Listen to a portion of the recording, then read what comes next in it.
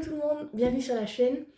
Alors depuis quelques temps, quelques mois même je dirais, un projet d'écriture se forme dans mon esprit que j'ai décidé de nommer projet Burdigala. Parce que trouver un titre de suite, j'ai eu la flemme, clairement.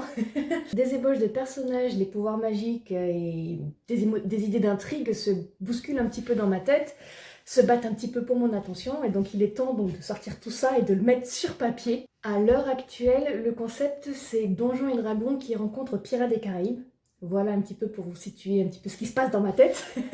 Et aujourd'hui, je vais essayer de planifier un petit peu tout ça avec la méthode du 4 quarts. Je me suis donc équipée de fiches Bristol, des petits feutres surligneurs et d'un stylo parce que j'aime bien quand même quand tout est joli, je vais pas mentir. Et je le fais sur papier et non pas avec le PC parce que même si j'ai pas une écriture de ouf, coucher sur le papier ça me permet vraiment de tout sortir de ma tête et de pas rester bloquée à vouloir que ce soit parfait. Je vais pas rentrer en détail dans la structure narrative parce que c'est pas le but c'est juste de vous montrer comment je m'y prends. Puis je suis débutante, je ne vois pas vous donner un cours.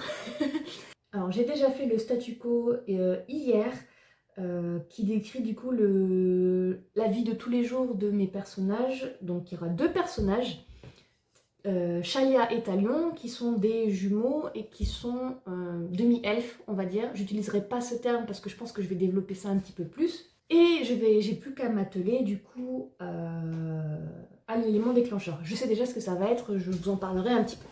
C'est parti. Donc pour l'élément déclencheur, j'ai déjà quelques idées. Je pense qu'il... Bon, ça je vais pas rentrer dans tous les détails. Enfin, de toute façon, c'est qu'une ébauche. Clairement, c'est... Quand je dis que je planifie le roman, je vais pas planifier scène par scène. Pour l'instant, c'est vraiment histoire de sortir ça de ma tête. Donc pour l'élément déclencheur...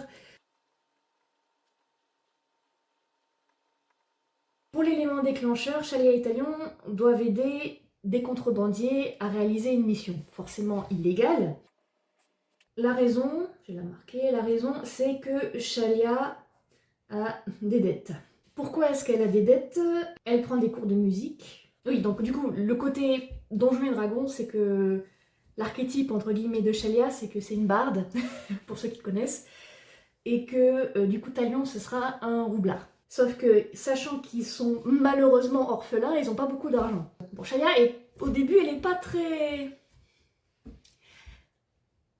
financièrement intelligente, on va dire. Elle a des bonnes idées, mais...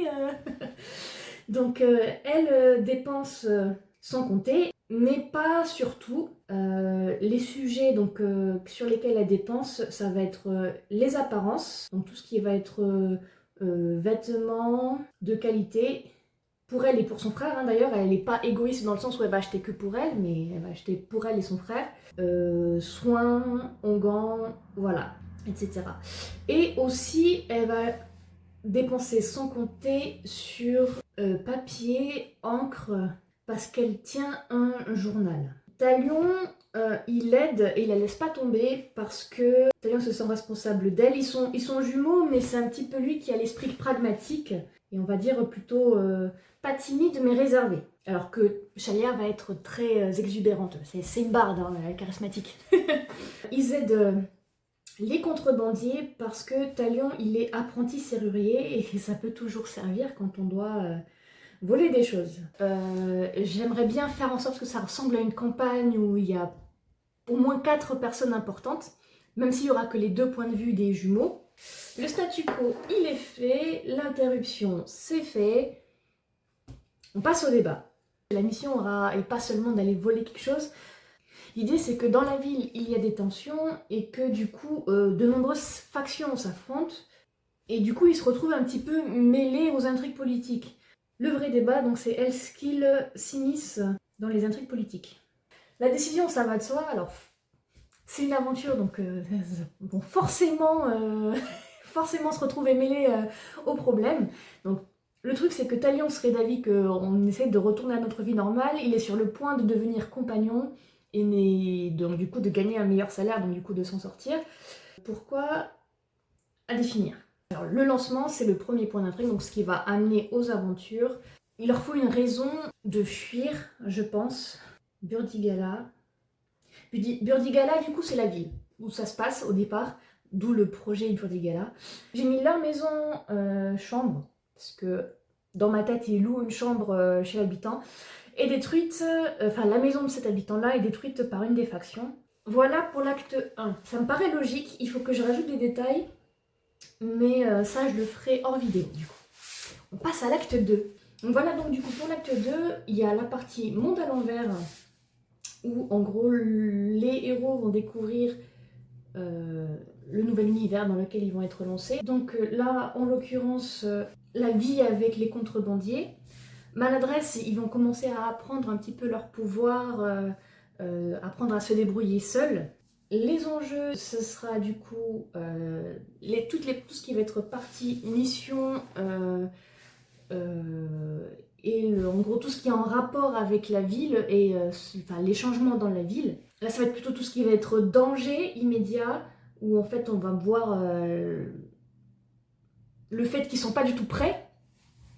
Les informations, du coup, c'est tout ce qu'ils vont apprendre sur la ville, les factions, voilà.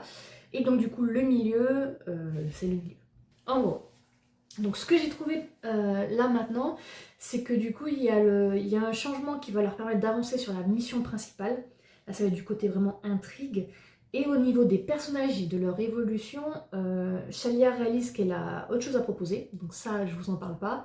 Et Talion, du coup, il se rend compte petit à petit qu'en fait, il aime bien l'aventure, il aime bien l'adrénaline.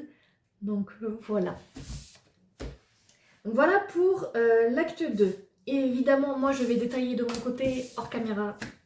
Parce que bah voilà, j'ai pas envie de tout vous dire. J'ai donc préparé mes petites cartes pour l'acte 3.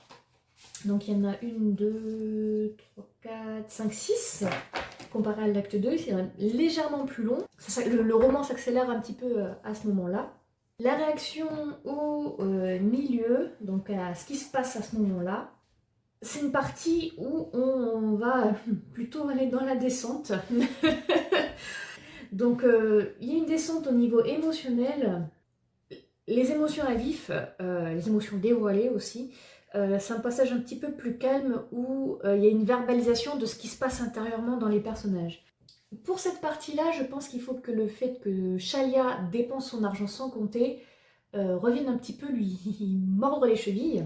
Et du coup, créer de la tension avec Talion. Tout ça, en fait, ça va révéler tous les problèmes sous-jacents qu'il y avait dans leur relation. Et ce sera un moment sympa à développer. Laisser rater. Alors, laisser rater, en général, enfin, ça va plutôt de soi. Il y a quelque chose qui va pas.